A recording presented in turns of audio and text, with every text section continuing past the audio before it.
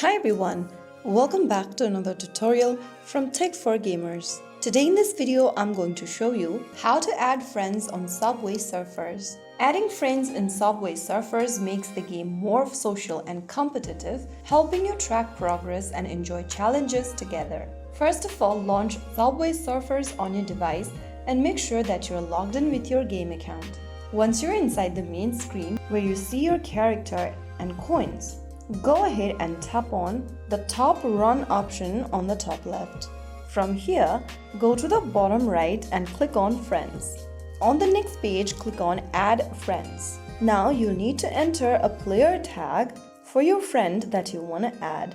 You can search with their player tag in the text box and search. You'll find your friend in the search result. Tap on their name. After searching for your friend, it'll appear in the search result. Tap on their name and then click on Add Friend.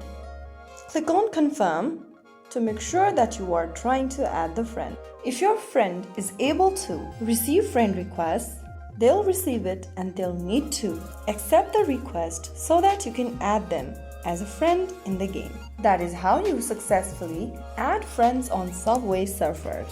If you found the video helpful, don't forget to like, share and subscribe to the channel.